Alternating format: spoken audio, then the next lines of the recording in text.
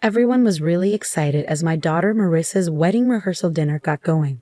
I felt proud watching her and her fiancé Kevin, surrounded by our family and friends, getting lots of good wishes. But then something unexpected happened. Marissa spoke up, asking for everyone's attention. The room went quiet. My husband Ron and I looked at each other, confused. Marissa raised her glass. "I want to talk about something important," she said, looking right at me. "Elise, you might think of yourself as my stepmother, but to me, you're just someone I don't want in my life." The guests were shocked, and Ron looked really pale. I felt like I'd been hit hard, like all the air had been knocked out of me by what Marissa said. "What's going on, Marissa?" Ron asked, sounding shaky and shocked. "Don't act like you don't know, Dad," Marissa said with a sneer. "You know that Elise has been trying to become a part of our family since the beginning. Well, I'm done pretending she's not my mom, because she never will be." Her words felt like a sharp knife stabbing into me. I looked at Marissa, hoping to see the loving girl I once knew, but all I saw was hatred. "Marissa, please, let's not do this now," I begged, my voice shaking with emotion. "Why not?" she snapped back. "This is my day, and I'll say whatever I want." Ron clenched his fists, trying to stay calm. "That's enough," he said firmly. "We're leaving." Marissa just smirked and turned away, leaving me to face the stares and whispers from the guests. As we walked out, I could feel their judgmental eyes on me, wondering what I'd done to make my own stepdaughter hate me so much. Tears streamed down my face, and I realized everything had changed. In the car, Ron held the steering wheel so tight his knuckles turned white, his face filled with anger and sadness. "I don't understand what's wrong with her, Elise," he said, his voice strained. "But I won't let her hurt you like this." I just nodded, feeling overwhelmed as we drove away from what should have been a happy night, now ruined. I wondered what had happened to the sweet girl Marissa used to be and what this meant for our family. It's hard to say when Marissa started hating me. Maybe it was when I married her dad and became her stepmom. Or maybe it started even earlier, influenced by her mom, Clara. "Don't worry, honey," Clara had told Marissa, running her fingers through her hair. "No one can take your real mom's place." Even then, Clara's words made me feel uneasy, but I tried to ignore it. I wanted to build a good relationship with Marissa, my new stepdaughter. "I'm not here to take anyone's place," I told Marissa gently. "I just want us to be friends." She nodded, but her eyes showed no warmth or love. It felt like there was a barrier between us, fueled by her mom's hurtful words. At first, Marissa was polite, but distant. But as time went on, her true feelings came out.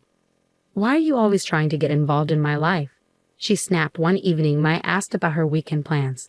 Ron gave Marissa a disapproving look. "Marissa, don't talk to your mom like that." "She's not my mom," Marissa yelled, her face full of anger. "And I'm tired of her pretending she is."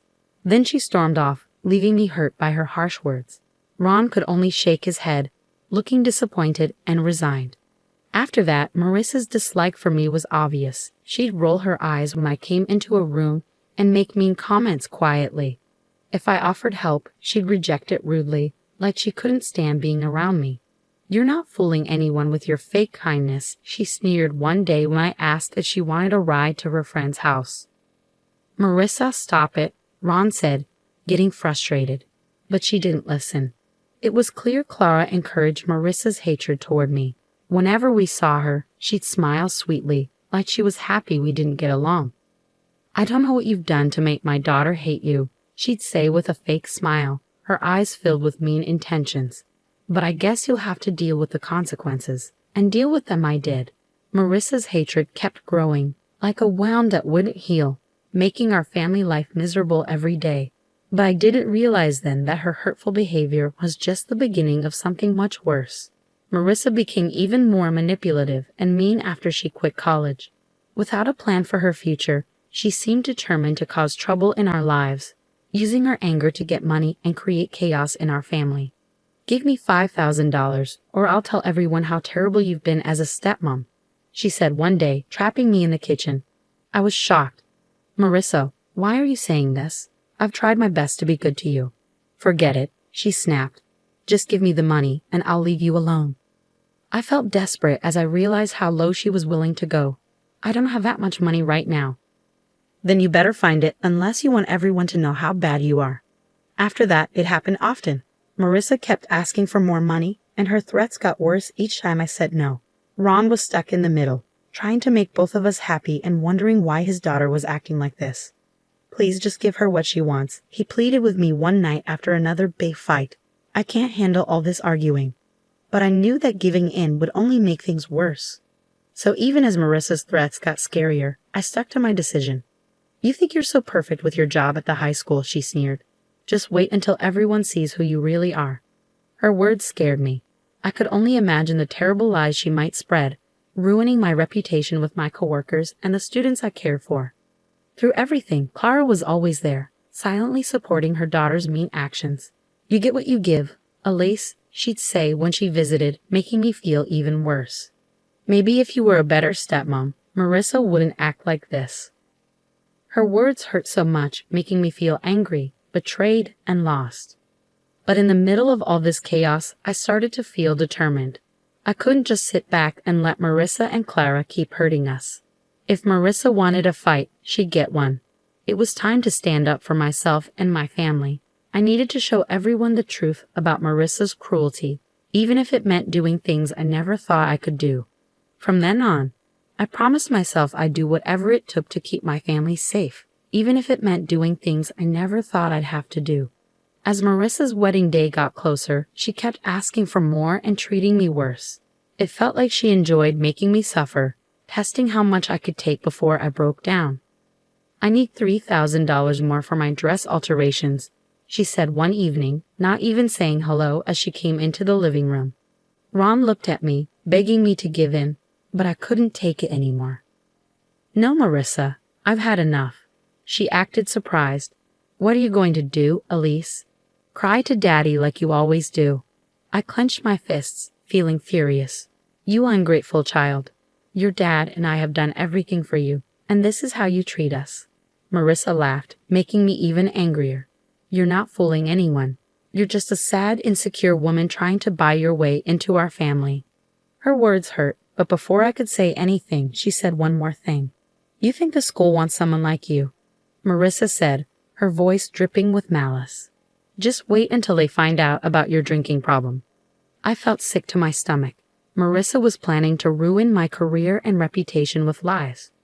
Marissa, stop it, Ron yelled, furious, but she just smirked, enjoying the mess she'd made. In that moment, something changed in me. I felt determined to stay strong against all the hurt and anger. I'm done being a victim, I said, my voice firm and steady. Leave and don't come back until you can act like a decent person. Marissa looked surprised by my defiance at first, but then she smirked and leaned in close. You'll regret this, she whispered, her breath hot on my face. With those words, she stormed out, leaving a tense silence behind her. Ron looked at me, seeming lost. I'm sorry, Elise. I don't know what's wrong with her, he said, rubbing his temples. But I knew this wasn't sudden. It was years of Clara's influence. As I thought about Marissa's threats, I felt determined. She thought she could ruin my life with lies, but she was wrong. If she wanted a fight, she'd get one, and I wouldn't play by her rules. Marissa's threats kept replaying in my head, making me more determined to expose her true self before it was too late. I knew I couldn't rely on Ron for help. His love for his daughter made him blind to her cruelty. So I had to handle this on my own. That's when Derek came into the picture. He used to be Marissa's boyfriend before she changed. We ran into each other at the grocery store, and we started talking. Soon, everything started to make sense. She's not who you think she is, Derek told me, looking regretful. She lied to me about you and Ron. I felt really scared when he told me about all the bad things Marissa did. He said Marissa made up stories about me, saying I was trying to control their family and that Ron was mean to them. He believed her because she seemed so sure and angry.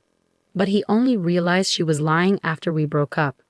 As he talked, I started to see how sneaky Marissa really was. She made up lots of lies to make everyone think badly of me. Her mom, Clara, was the one behind it all. Like she was controlling everything behind the scenes. Derek told me that Marissa's mom has been poisoning Marissa's thoughts about you from the very beginning. I realized, feeling sick to my stomach. She's been putting all these twisted ideas in her head, like you were trying to replace her mom. Everything suddenly made sense. I had been the target of their mean plan all along, made out to be the bad person in their story. But Derek didn't stop there. He said Marissa's getting married for the wrong reasons. Not because she loves Kevin, but because she wants his money and status. Marissa doesn't really care about Kevin, Derek said with a laugh. She's just using him to get what she wants. Once she's got what she needs, she'll leave him and find someone else to use. His words shook me to my core. I had always had a feeling that Marissa didn't truly care, but hearing it so plainly was hard to take. After Derek left, my head was spinning with everything he'd said. I'd been letting Marissa and her mom control everything for too long. But now, armed with the truth, I knew I had to do something. It was time to stand up to them, to show everyone what was really going on. No more pretending to be the victim, no more being scared of their lies. I was ready to fight back. On the day of Marissa's wedding, the air was tense as I watched her get ready. But I was determined. This was the day I would reveal the truth. "You look so pretty, my dear," Clara said sweetly, fixing Marissa's veil with a smile. "Just like a princess on her big day." Marissa glowed with happiness, soaking up her mother's praise like a flower soaking up sunlight. But it made me feel uneasy. "Yes, it's like a fairy tale," I remarked, unable to hold back, "with a handsome prince and a mean stepmother." Clara's eyes narrowed, but Marissa just laughed, not seeming to understand or care about what I meant. "Speaking of mean stepmothers," she said calmly, "I'm surprised you came at all. After how you've been treating me, I thought you might skip the whole thing." I let out a bitter laugh. "Oh, believe me, I thought about it, but I couldn't miss this moment." Before Marissa could say anything, Ron popped his head into the room with a forced smile. "Everything okay here?" he asked. "Just fine, Dad," Marissa replied sweetly. "Elias and I were just chatting." Her tone dripped with sarcasm, but Ron ignored it. "Well, it's almost time. You ready?"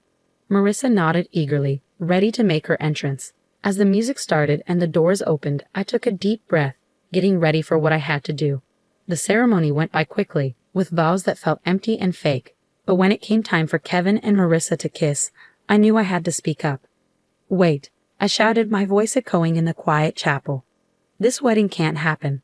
Everyone gasped and looked at me. Marissa's face turned red with anger, her fists clenched. "What's going on?" she spat, furious. I took a deep breath and stared at Marissa firmly. "Marissa, what this means is that I can't stay quiet anymore while you keep lying and manipulating everyone around you." Clara looked pale, realizing what was happening, but I continued before she could interrupt. I showed them all the proof Derek had given me, texts, emails, recordings, that showed Marissa's lies. "For years, you've been spreading lies and turning people against me, pretending to be the innocent one," I said firmly. "But not anymore. It's time for the truth." I showed everyone the evidence, explaining how Marissa had been deceitful and selfish. The chapel fell silent. Marissa's calm facade cracked, and she looked furious and shocked. You're lying," she yelled, reaching out towards me. "How dare you ruin my special day?" But it was too late. The truth was out for everyone to see. As Kevin's family reacted with shock and dismay, it was clear that Marissa's deceit was unraveling before everyone's eyes.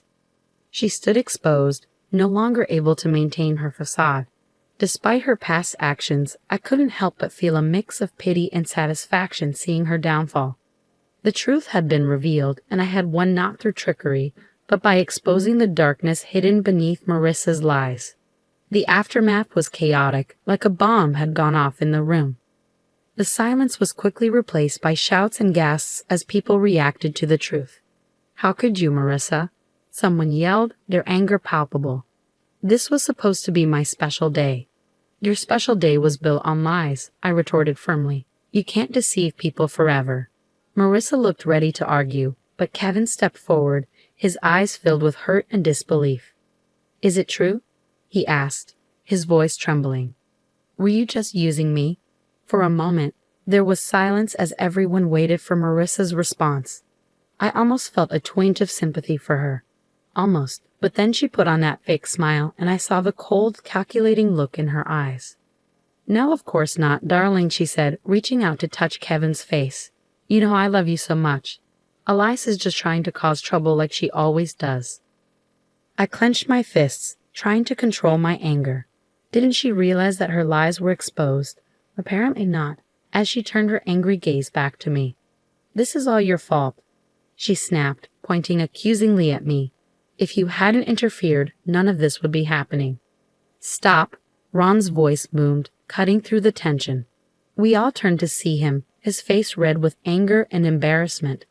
I can't believe what I'm hearing, he said, shaking his head. My own daughter lying and manipulating everyone for her own selfish reasons. Marissa was silent, unable to respond. For once, she seemed speechless in the face of her father's disappointment. I don't even recognize you anymore, Ron said, his voice heavy with sadness. The girl I raised, the one who was kind and loving, she's gone, isn't she? A heavy silence filled the room as we all absorbed the weight of Ron's words. It wasn't just Marissa who felt the impact, but Clara too. They exchanged a tense look, a silent struggle passing between them. Finally, Clara broke the silence. Well? She demanded, her eyes fixed on her daughter. Aren't you going to speak up, defend yourself? But Marissa stayed silent, defeated. She looked smaller than ever, a mere shadow of the manipulative person she had become. Clara snorted in disgust, then stormed out, leaving a shocked silence behind her. Kevin's family followed, their faces showing everything from pity to disgust. And just like that, it was all over. Marissa's big plan had fallen apart, leaving her dreams shattered. As Kevin left, looking devastated, I felt sorry for him. He was just another victim of Marissa's games, but any sympathy I had was quickly replaced by a sense of satisfaction. The truth was out, and Marissa had brought it all on herself. There would be no more lies or manipulation, only the consequences of her actions. In the days after the failed wedding, chaos erupted as news of Marissa's lies spread rapidly. She found herself shunned by the very community she'd once hoped to impress. I'll never forget the sight of her at her mother's door, begging for help after her plans fell apart. Please, Mom, she cried, tears in her eyes. I need your help. I have nowhere else to go. But Clara looked at her with a mix of disgust and pity. Help you, she scoffed. After what you've done? After embarrassing our family? Marissa flinched as if she had been slapped. But you're my mom. You're supposed to support me, no matter what. Support you? Clara shook her head sadly. You don't understand, do you? There's no support left. You've pushed away everyone who cared about you with your selfishness and lies. Her words hit Marissa hard, like a punch to the gut. I could see the realization dawn on her face, the weight of her loneliness settling in. You don't mean that, Marissa whispered, her hand shaking as she reached out. But Clara stepped away, her face now cold and distant. I don't recognize you anymore, she said firmly. The daughter I knew wouldn't have done what you did. You made your choices, Marissa. Now you have to face the consequences. With those final words, Clara turned and walked back inside, leaving Marissa alone on the doorstep, utterly broken. In the weeks that followed, I saw Marissa's once proud demeanor crumble under the weight of her own actions. The places she used to frequent, fancy bars and high-end stores, now treated her with scorn, whispers following her wherever she went. Even her friends deserted her, not wanting to be linked with her disgrace. Through it all, Ron and I stayed strong, our bond growing stronger as Marissa's world fell apart. I'm sorry it had to end like this, Ron said quietly one evening as we watched Marissa walk by, looking defeated. But you were right. She did this to herself. I didn't say anything, just squeezed his hand gently. Words felt insufficient in the face of such a painful situation. As things settled down and our community began to recover from Marissa's lies, Ron and I received an outpouring of support and gratitude. The families we had helped, the students I had taught, they all came together to thank us for standing up against the manipulation and lies that had threatened to tear us apart. In those moments of connection, witnessing human kindness and resilience, I found a newfound peace and purpose that I had been missing during Marissa's tumultuous reign. She tried to tear me down, but it was her own selfishness that led to her downfall, revealing the emptiness beneath her facade. Ron and I would move forward, stronger from the experience. If our story could encourage others to stand against manipulation and embrace honesty, then perhaps something positive could come from Marissa's downfall.